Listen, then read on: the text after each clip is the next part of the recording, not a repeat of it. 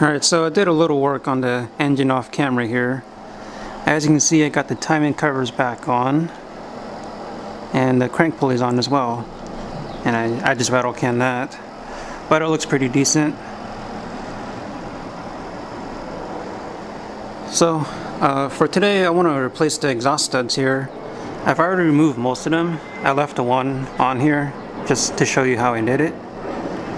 And the reason why I recommend to replace them is because, of course, I snapped another stud. You can see that there. I had to drill that out and extract it. So these are already weak. They're just gonna break. And here are the replacements. But before we get to doing that, I want to show you all the parts that I got here again. So I'm gonna go over this pretty quickly. A lot of the stuff is already self-explanatory, but I'll go into more detail when I actually install them. So let's start up in this corner. We got the engine bay paint. I got a new mass airflow sensor because the one I got with the engine is broken. Air filter with the mass airflow adapter. And this is the Greddy air filter. Some pulleys. This is the triple gauge where the stereo goes for 52mm gauges.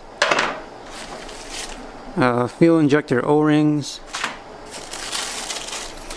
Fuel pump O-ring.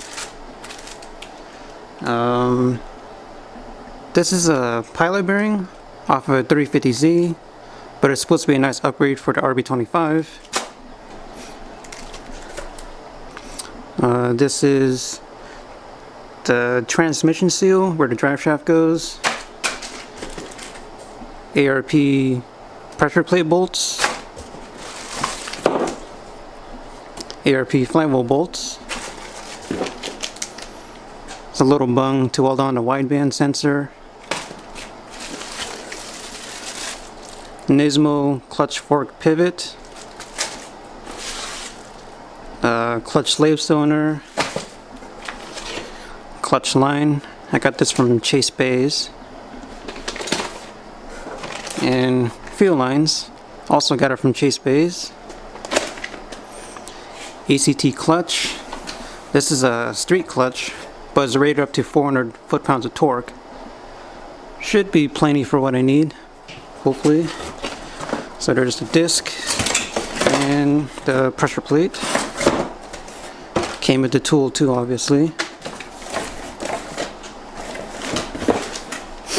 And Fidanza flywheel. So this is a lightweight flywheel. I think OEM one weighs around 24 pounds, I think. But this one is like 11 pounds. So that's a pretty big difference. I've had this in all of my other cars and it always works great. So I got it again for the Skyline.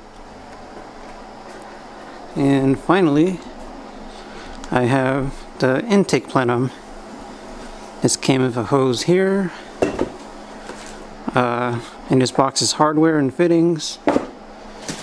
A gasket. And here's the plenum itself. Build quality looks really good. Definitely worth the wait all the way from Australia.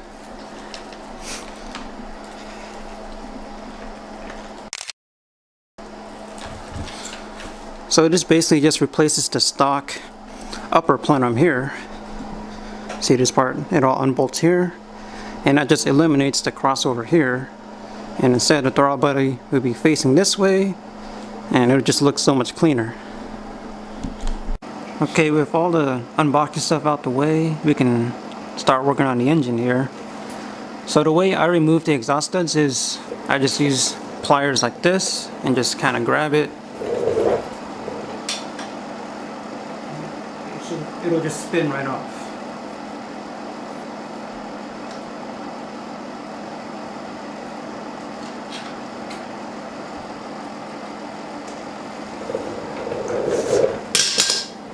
Okay, so with the studs out of the way, I can clean up the surface here to make sure I don't get any exhaust leaks.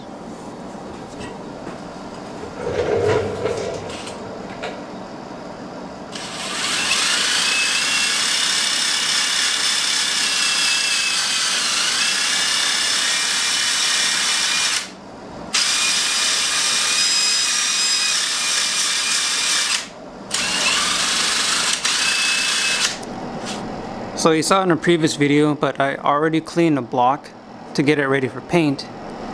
And as you can see, I've got this all masked off here. And even got the old valve cover on just in case I get overspray. So yeah, it's ready for paint. And for the paint I'm using, it's going to be the VHT engine enamel. This is satin black. So it's not going to be too shiny under here. Should be a nice look to it.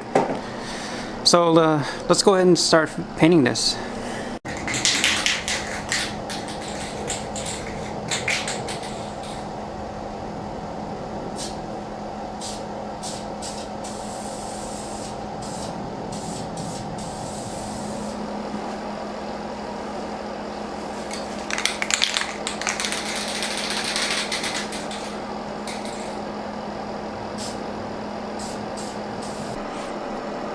Alright, paint is dry, so let's go ahead and get off this masking tape, see how it looks.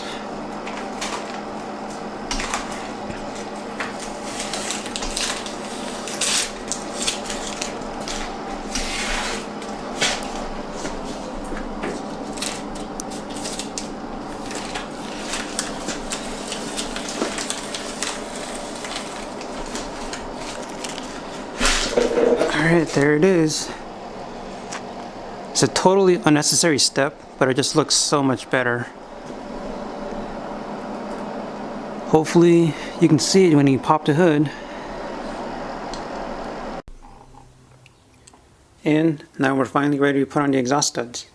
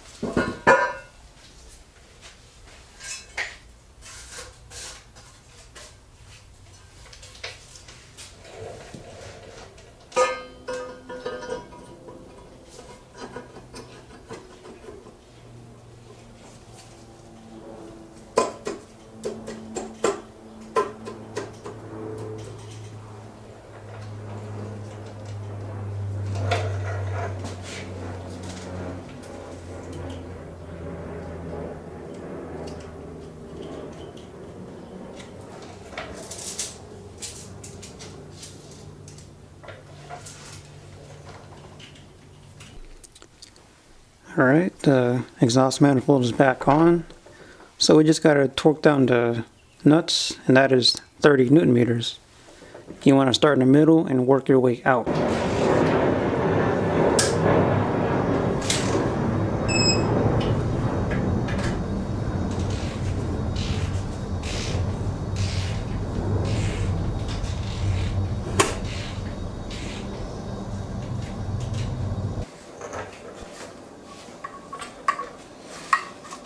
Alright, so the whole point of this swap is for this turbo. And I'm going to finally bolt it back on. So I got the new gasket on here, and let's just stick this on.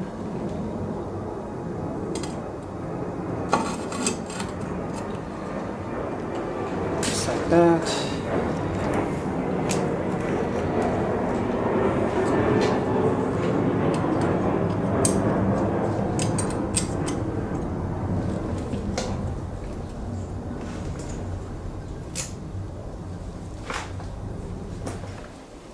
These bolts are actually really hard to get to. There's no way I'm getting a torque wrench on that, so I guess we'll just do the good old good and tight method.